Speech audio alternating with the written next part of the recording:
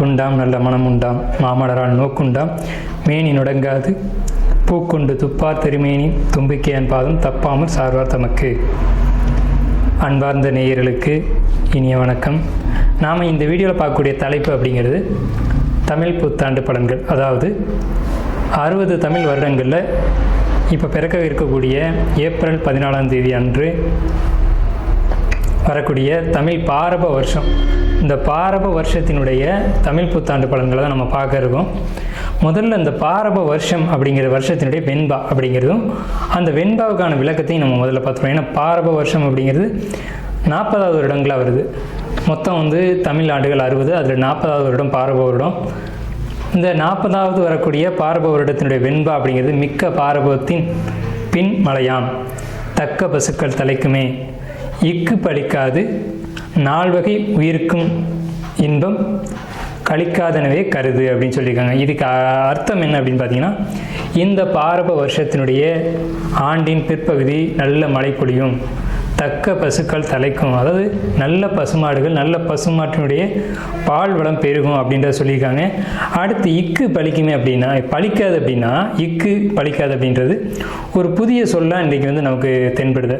அப்போ இக்கு அப்படின்ற சொல்லுக்கான அர்த்தம் அப்படிங்கிறது சூதுவாது, அதாவது ஒரு எப்படி சொல்கிறது அப்படின்னா, ஒருத்தரை வஞ்சிக்கிறது, ஒருத்தரை ஏமாற்றுறது, நம்ப வச்சு துன்பத்தை அனுபவிக்க வைக்கிறது அப்படிங்கிற வார்த்தையை தான் இக்கு அப்படின்ற சொல்லினுடைய அர்த்தமாக இந்த தமிழ் அகராதியில் குறிப்பிடப்பட்டிருக்கு. இக்கு பலிக்காது 4 வகை உயிருக்கும் இன்பம். 4 வகை உயிர்கள் அப்படிங்கிறது 4 வகைப்பட்ட ஊர்வன, நடப்பன, பரப்பன, மனித இனம் அப்படின்ற 4 வகை உயிருக்கும் இன்பம் அப்படின்றத சொல்லியிருக்காங்க.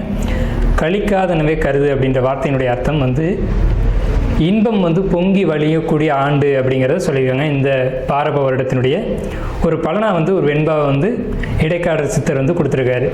இப்போ இந்த பாரப வருடம் அப்படிங்கிறது நல்ல பலன்களை கொடுக்குமா அப்படின்னு கேட்டிங்கன்னா, பொது பலன்களை நம்ம எடுத்துக்கும் போது முதல்ல மக்கள் அதிகமாக வண்டி வாகனங்கள் வாங்கக்கூடிய அமைப்பு, வீடு இல்லாதவர்கள் வீடு கட்டக்கூடிய ஒரு அமைப்பு, புதிய வாகனம், வீடு, சொந்த வீடு அப்படிங்கிறது கனவாக இருந்தது போக இப்போ சொந்த வீடுகள் ஏதேனும் ஒரு வகையில் ஒரு கடன் வாங்கியோ அல்லது ஏதேனும் ஒரு வகையில் ஒரு பிரச்சனைக்குரியதாக இருந்த ஒரு விஷயம் இப்போ அவங்களுக்கு சொந்த வீட்டில் குடியேறக்கூடிய ஒரு அமைப்பு, தொழில்துறையில் மந்தமாக இருந்தது, ஒரு தொழிலில் கஷ்டப்பட்டது, ஒரு பிரச்சனைக்கான ஒரு தொழிலில் போய் மாட்டிக்கிட்டது, ஒரு ஜாப்பில் போய் மாட்டிக்கிட்டு வெளியில் வர முடியாமல் தடுமானது, பணத்தை வாங்கி யாரோ சாப்பிட்டுட்டு போகிறதுக்கு நம்ம பதில் சொல்லிக்கிட்டு இருந்தது, இப்படியாப்பட்ட சூழ்நிலைகள்லேருந்து வெளியில் வரக்கூடிய ஒரு நிலைகள் அப்படிங்கிறது இந்த பாரப வருடத்தில் பொதுமக்களுக்கான பலனாக இருக்குது. மழை பற்றி குறிப்பிட்டு சொல்லப்படும் போது அதிகமான மழைக்கான ஆண்டாக இந்த பாரப வருடம் இருக்குது. 12 வருடங்களுக்கு ஒரு முறை கடகராசியில் குரு பகவான் சஞ்சரிக்கக்கூடிய இந்த பாரப வருட ஆண்டு முழுக்கவே, இந்த ஆண்டு முழுக்கவே குரு பகவான் உச்ச நிலையில் கடகராசியில் இருக்கிறதுனால தங்கம் விலை குறையும், அரசியல் மாற்றங்கள், மக்களுடைய துன்பங்களை துடைக்கக்கூடிய, மக்களுடைய அக்கறை மீது நலன் கருதக்கூடிய அரசு தலைமைக்கு வரக்கூடிய இந்த பாரப வருடமாக இருக்கும். மக்களுக்கு துன்பங்களை கொடுக்கக்கூடிய அரசியல் கட்சிகள் ஆளுமைக்கு வராது. அடுத்து பார்த்திங்கன்னா பயிர் சேதம் அப்படிங்கிறது கொஞ்சம் கொஞ்சம் இருக்க தான் செய்யும். மக்கள் பொறுத்த வரைக்கும் நோய்கள் பாதிப்பு அப்படிங்கிறது இல்லவே இல்லை அப்படின்னு சொல்ல முடியாது. கண், வெப்பம், அதே மாதிரி அம்மை போன்ற நோய்கள் இதெல்லாம் கொஞ்சம் கொஞ்சம் இருக்க தான் செய்யும். பயிர்களை பொறுத்த வரைக்கும் நீர் நிரம்பி வழிகிறதுனால ஏற்படக்கூடிய பயிர் சேதம் அப்படிங்கிறது கொஞ்சம் கொஞ்சம் நிச்சயமாக இருக்கும். ஸோ அப்போ என்ன பண்ணலாம் அப்படின்னா, பயிர் எப்படி பயிர் மேலாண்மை அப்படிங்கிறதுக்கு இந்த காலகட்டத்தில் மக்கள் கவனம் அதிகமாக எடுத்துக்கணும். நல்ல விளைச்சல்கள் உண்டாகும். பணப்பயிர்கள் நிறைய விளையும். பணப்பயிர்கள்னு சொல்ல முடியும்போது நெல், கரும்பு, வாழை அப்படின்னு சொல்லக்கூடிய 3 பயிர்களும் மிகுந்த விளைச்சல்கள் உண்டாகி நல்ல ஒரு விளைச்சல் உருவாகும்.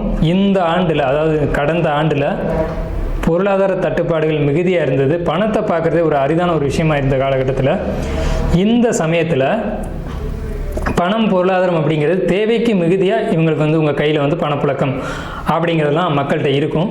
அப்போ மக்கள்கிட்ட பணப்புழக்கம் இருக்கும்போது சந்தோஷமான நிகழ்வுகள், சந்தோஷமான காலகட்டம் அப்படிங்கிறது இருக்கும். தங்களுடைய தேவைகளை பூர்த்தி செய்யக்கூடிய காலகட்டமாக இருக்கும். ஸோ இந்த பாரப வருடத்தை பொறுத்த வரைக்கும் எல்லா விதமான நன்மைகளும், குறிப்பாக பேங்கிங் செக்டாரில் கூடியவங்க, வங்கியை சார்ந்த துறைகளில் இருக்கக்கூடியவங்களுக்கு நல்ல ஒரு ஆண்டாகவே இருக்க போகுது. அதே மாதிரி தங்க நகைகள் சேர்க்கக்கூடிய அமைப்பு, முடிஞ்ச வரைக்கும் தங்க நகைகளை சேர்த்துக்கோங்க. இந்த ஆண்டு தான் தங்கத்தினுடைய விலை அப்படிங்கிறது ஒரு சரியான ஒரு நிலையில் இருக்கும். ஸோ மக்களுக்கு வாழ்த்துக்களும் வணக்கங்களையும் கூறி நம்ம ராசி பலனுக்குள்ளே போகலாம். பாரப வருடம் துலா ராசிக்கான பலன்கள் அப்படிங்கிறது எப்படி இருக்குது அப்படின்னு பார்க்கும்போது, தொழில் சார்ந்த முயற்சிகள் மிகப்பெரிய வெற்றி அடைய காத்துட்ருக்கு. வேலைக்கு போகக்கூடிய, அதாவது ஜாப்பில் இருக்கக்கூடியவங்களுக்கு ரொம்ப பெரிய முன்னேற்றத்தை கொடுக்குது. நீங்கள் தொழிலை காட்டிலும் ஜாப் தான் ரொம்ப பெரிய முன்னேற்றம். இந்த பாரப வருடத்தில் நீங்கள் புதிய தொழிலோ அல்லது அரசு வேலையோ நீங்கள் எதிர்பார்த்தீங்க அப்படின்னா நிச்சயம் இந்த ஆகஸ்ட்லேருந்து நவம்பருக்குள்ளே கிடச்சிரும்.